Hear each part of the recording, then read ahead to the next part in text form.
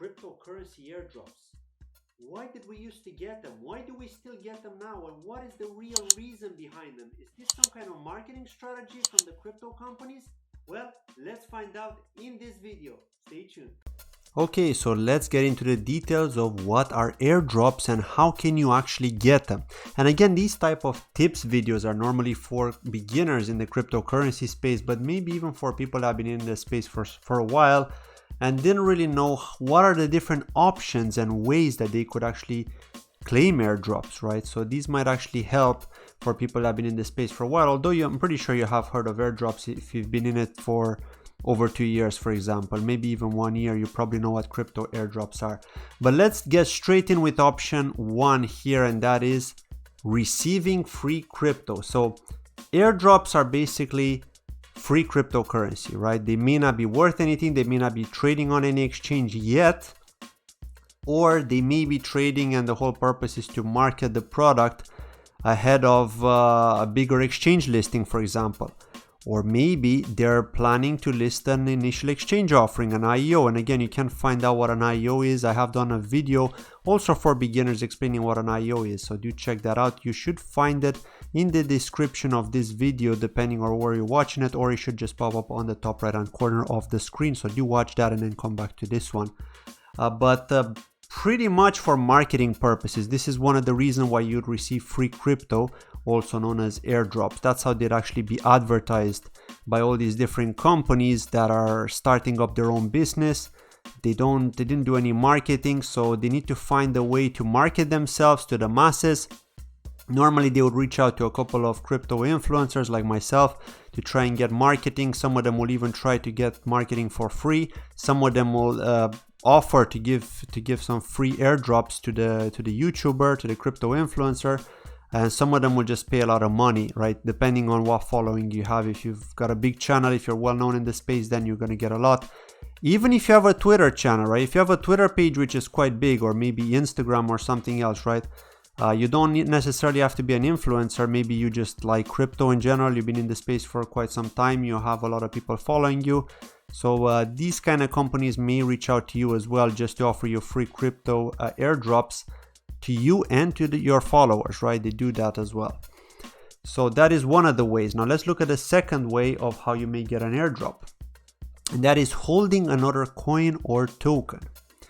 Now, for example, we had the situation with NEO. If you have heard of NEO, with the NEO coin, if you would have held it back in 2018, you would get ontology tokens. And not only ontology tokens, but many other types of tokens, which were about to deploy their ICO on the NEO blockchain. And when I say the ICO, that is the initial coin offering, which is pretty much a token sale.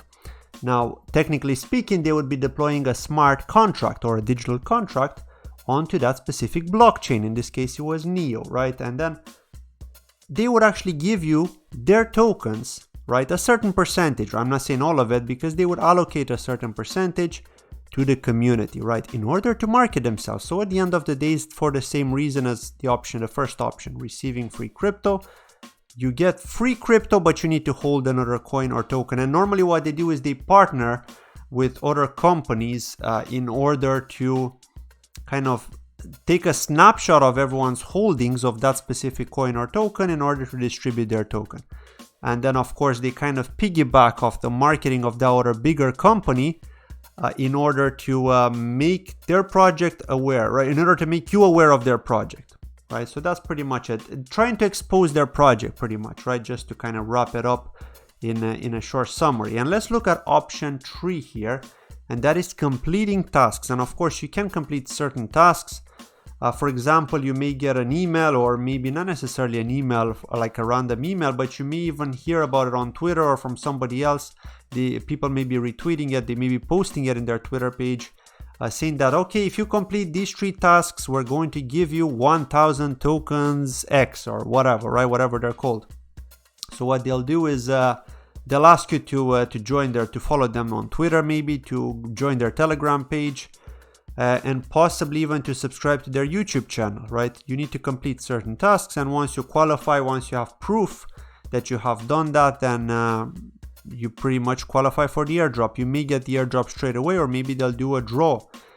Depending on the tasks. Some of these tasks may not be so complex, and they may decide, okay, we're going to give away, I don't know, to 10 lucky people a large bunch of our token, rather than a small amount worth $5 or so to each person completing the tasks. And of course, with these tasks, normally they're trying to make sure you're a legit person and you're not using bots to try to take advantage and generate as much as possible. Because in the past, back in 2018 and even 2017, it was quite easy to manipulate these kind of tasks in order to use multiple accounts and generate multiple airdrops for yourself. And of course, that means you're taking funds away from other people pretty much, right? Because you're cheating, right? You're using bots in order to receive multiple rewards from the same company, and then you can sell them and make money. So we're still seeing some of this happen, but not so much anymore, right? Compared to 2018, it's not really happening. So the big question here is like, have they completely gone away, or are they still around? And personally, I do think they're still around, but we're just not seeing as many airdrops happen, simply because of the long bear market that has been happening since 2018, when the price crashed, and people have just been like, okay, we've lost a lot of money, we can't afford to do any more airdrops or to complete our project, or even some companies were afraid to, or not companies, some smart minds were afraid to open up their own company, their own startup, and distribute cryptocurrency, because they were just afraid it's not going to work out, that the sentiment is down and people have started selling and nobody's interested in crypto, and you know, that kind of dull sentiment. So the big question is, and I'm not sure about this myself, right? I'm asking myself this question, I'm asking you, what do you think? Let me know in the comments below. But do you think we're gonna see airdrops come back? I mean, it could likely happen if the bull market has really started, as some people have been saying.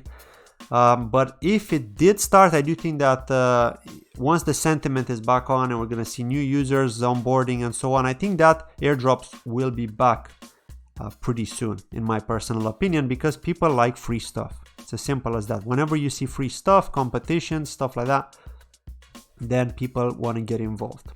So that was it from today's video. Let me know what you think once again, and don't forget to like if you enjoyed it. Thank you very much for watching, and I'll see you in my next video. Take care. Bye-bye.